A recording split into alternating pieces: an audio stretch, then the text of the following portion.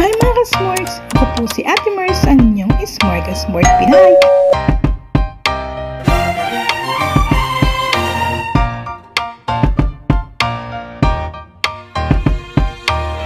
Ang Box Cinema ay isa sa sinihan na may mga pinakamagagandang sinihan sa buong Middle East.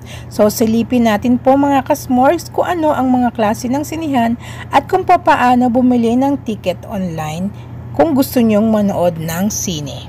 Sa mga mahilig pong manood ng sine dito sa Middle East, pwede nyo pong i-download ang Box Cinema app o kaya kung one time lang naman, doon na lang kayo sa website bibili ng inyong ticket.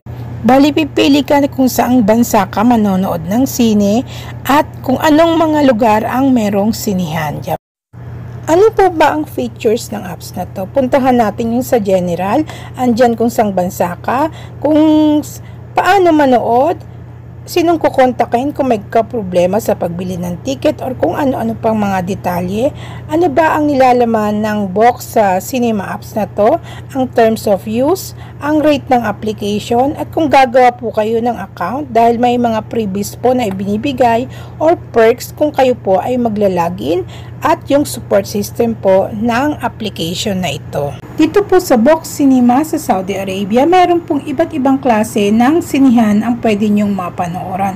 Mayroon pong Max, IMAX, Gold, Kids, MX4D at yung pong VIP. Ito po sa IMAX ay meron pong surround sound system at crystal clear images. So meron pong IMAX na may laser or IMAX lang. Once you click yung book ticket sa IMAX, is makikita mo dyan kung ano yung pwedeng mapanood na pelikula, kung anong oras, at kung saan siya pwedeng mapanood. Once na nakapili ka, lalabas na yung conditions of access to the cinema, i-agree mo lang yon. Bali, naka-color coding yung klase ng seat na pwede mong piliin. Merong standard, premium, at merong lounger. So, magkano ba ang ticket sa bawat seat sa IMAX? So, kung standard, 85 riyal, sa lounger is 105 riyal, at sa premium ay 95 riyal. So, kung kanina ay IMAX, ngayon naman ay MAX. So, ano yung mga aasahan mo? Siyempre, mas malawak yung espasyo. Mayroong 100% digital imaginary with laser at Dolby Atmosphere. Mas mababa ng 5 riyal ang bawat seat dito sa Max. Sa premium is 90, sa standard is 80, and sa lounger is 100. Both IMAX and Max ay kailangan nyo pong mag-agree sa conditions ng access sa sinehan at i-confirm yung inyong seats bago kayo makakuha ng ticket.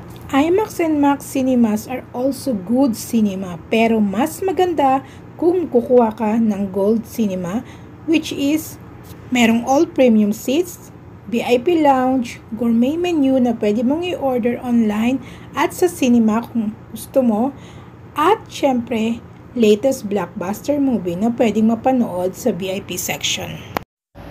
Dito sa Gold Cinema, aside from popcorn, snacks, and drinks, nagsiserve rin sila ng gourmet menu, which is pwedeng a la carte or set menu na merong breakfast, starters, main course, desserts, and drinks. At pwedeng bayaran ng cash or card, online, o kaya through cinema. First, you need to agree to condition of access to the cinema, then you can choose your seat. How much? 110 riyals per seat sa Gold Cinema. Next naman ay Kids Cinema. Bakit? Napakaganda itong cinema na ito na aangkop para sa mga bata dahil makulay, maliwanag, may kid-friendly and animated movies at may katabing party rooms. At kung gusto nyo magpa-kids birthday party, angkop ang Kids Cinema at pwede nyo pong tawagan or mag-email sa nasabing website. At syempre, para makabili ng ticket, kailangang i-accept ang condition of access to the cinema at i-confirm ang inyong seat number. Sa pagkuha ng inyong seat number or seats, pareho po ang presyo, 55 riyal sa premium at 55 riyal din sa lounger. Next ay ang MX4D. Ano nga ba ito? Ito ang Motion Effects Theater na bagong addition sa 4D cinema experience. Ibig sabihin, nararamdaman mo ang napapanood mo sa loob ng sinihan. So sa MX4D, pwedeng gumalaw ang inuupuan mo, pwede kang may wind, merong splash ng water, at makaamoy ka kung ano yung mga related dun sa pinapanood mo sa movie. Kumbaga kung ano yung action na feel mo, hindi mo lamang basta napapanood. Gaya din sa mga nauna, kailangan mo ring i-agree yung conditions of access to cinema and kailangan mong i-confirm yung inyong ticket pagkatapos mong pumili ng iyong uupuan. Sa MX4D ay merong premium, standard, wheel per space at lounger. Sa premium ay 95 SAR per seat, sa standard 85 SAR per seat, sa wheelchair ay 85 SAR per seat, sa lounger ay meron namang 105 per seat.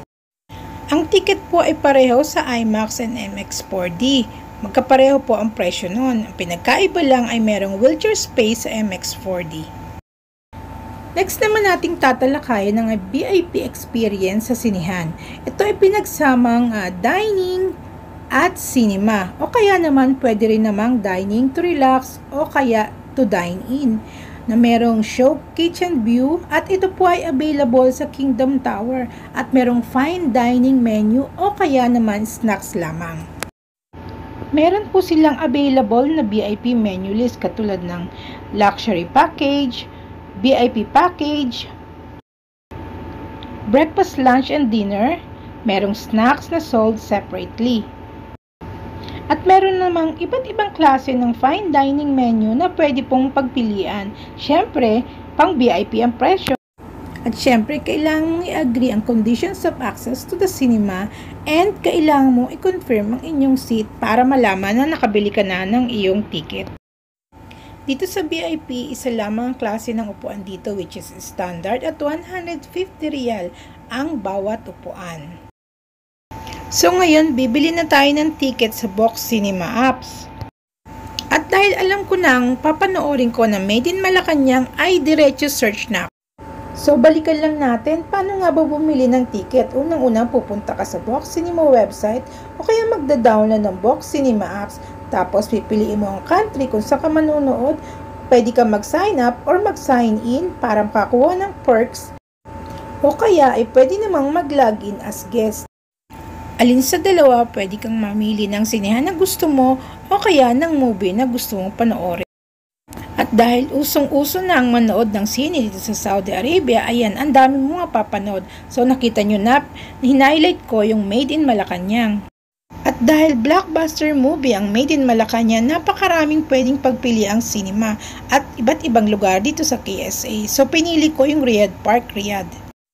Ngayon kung frequent cinema goer ka, pwede mong tingnan dito yung mga iba't ibang companies dyan na naka-tie up dito sa Box Cinema. Pwede kang bumili dyan o kaya kung gusto mo, mag-login ka na lang as guest.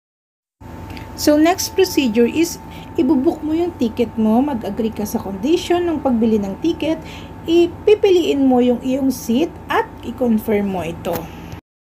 So ayan, may ticket na at libre lang yan ng amo ko At syempre na-i-vlog ko para magkaroon kayo ng idea kung gaano ba kaganda ang Made in Malacanang. At syempre may kasama patong gala.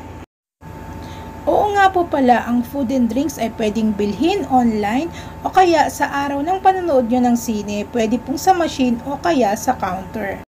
At bago ko makalimutan, meron pa palang isang klase ng theater experience dito sa sinihan sa Middle East.